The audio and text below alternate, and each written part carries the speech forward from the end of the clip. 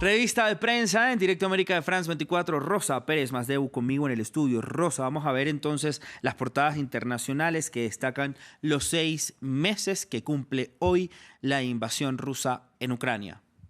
Eso es, Raúl, y bueno, recordemos que cuando empezó esta invasión, el propio 24 de febrero de este mismo año, fue un tema que protagonizó las portadas de alrededor del mundo tras muchos meses de incertidumbres sobre si se iba a dar o no esta invasión rusa de Ucrania a gran escala. Empecemos entonces con The Herald. Exactamente, este medio escocés dice Día de la Independencia de Ucrania, así lo titula, y señala que Ucrania celebra este Día Nacional con humor, prudencia y resistencia ante las amenazas rusas. Bueno, vamos ahora con Liberación de Francia, que dice 6 meses de conflicto en Ucrania, la vida en guerra y entre distintos ángulos en los que aborda este especial dedicado a estos 6 meses de conflicto, señala el imposible balance humano, ¿no?, de esta guerra, porque todavía no se puede acceder a muchas zonas y no se pueden contabilizar el número de víctimas mortales pues, que realmente han tenido lugar desde finales de febrero. Seguimos viendo portadas europeas, esta vez con el país de España. Rosa. Exacto, que destaca un poco las consecuencias sobre la Unión Europea de este conflicto. Dice, Europa se asoma a la recesión tras 6 meses de guerra. Y es que recordemos que además del impacto sobre la seguridad alimentaria en el norte de África y también en el Medio Oriente, esta guerra tiene importantes consecuencias para lo que es la seguridad energética, sobre todo en la Unión Europea, ¿no? Tal y como señala el país, dice, la Unión Europea está afectada por el aumento del precio del gas y la estabilidad del suministro. El euro está en mínimos.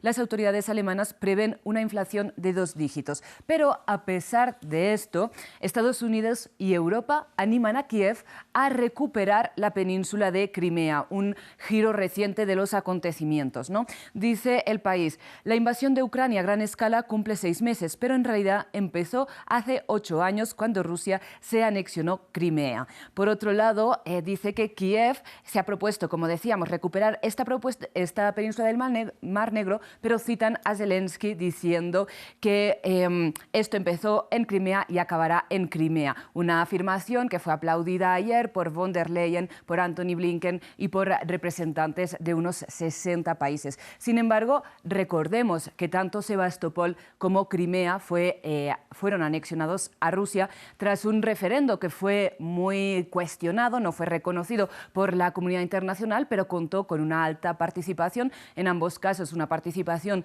mayor al 80%, y de las personas que votaron, más de un 95% en ambos casos votaron a favor de, digamos, unirse a la Federación Rusa. Vamos ahora al continente americano, vamos a Estados Unidos con el New York Times. Exacto, porque este medio estadounidense titula En la guerra de Ucrania, una planta nuclear capturada como rehén, con esta imagen satélite de la central nuclear de Zaporilla, recordemos, la más grande de Europa, y también destaca, los trabajadores intentan evitar el desastre bajo la mirada de los francotiradores. Y en América del Sur vamos con El Espectador de Colombia. Rosa. Exacto, que destaca sin vientos de paz y señala que pues, no se ve que próximamente se pueda dar salida a este conflicto de forma diplomática. Incluso señala este medio colombiano que el asesinato de Daria Dugina, recordemos la hija del filósofo ruso Alexander Dugin, hace temer que se intensifique la guerra.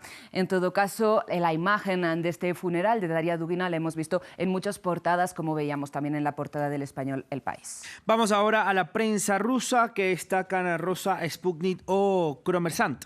Pues básicamente lo que encontramos de forma muy destacada en muchos medios de comunicación de Rusia son las declaraciones del ministro de Defensa, Sergei Shoigu. La desaceleración de la operación de Moscú en Ucrania es una decisión consciente para minimizar bajas civiles. En todo caso, sea consciente o no, es cierto que la mayoría del mundo, cuando empezó esta guerra, la podía prever como una guerra relámpago, ¿no? Una guerra que iba a terminar rápidamente, y en todo caso, claro está que no ha sido así, y continuamos con cierta incertidumbre 6 meses después de que empezara esta invasión.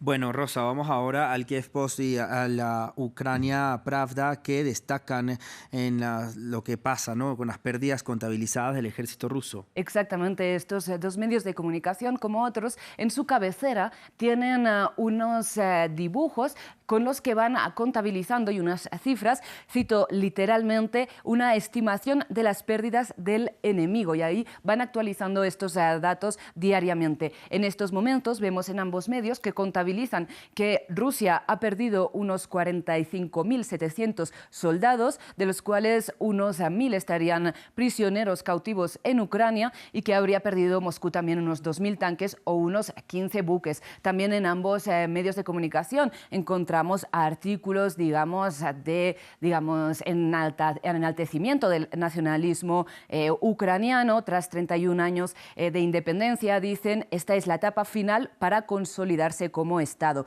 También encontramos este tipo de artículo en el Kiev Independent, que titula su editorial "El día de la independencia que dijeron que nunca celebraríamos". Y déjame leer un párrafo. Dice: hace 6 meses, la segunda potencia militar más fuerte del mundo atacó a Ucrania por todos lados.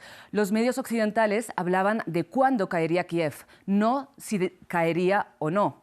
Era David contra Goliat, y el mundo no esperaba un milagro. Por eso es tan importante que 6 meses después podamos conmemorar el Día de la Independencia, y dicen que apoyar a Ucrania no es caridad, sino una necesidad para todo el mundo occidental. Y que no se nos quede por fuera las fotos que resalta el medio Al Jazeera.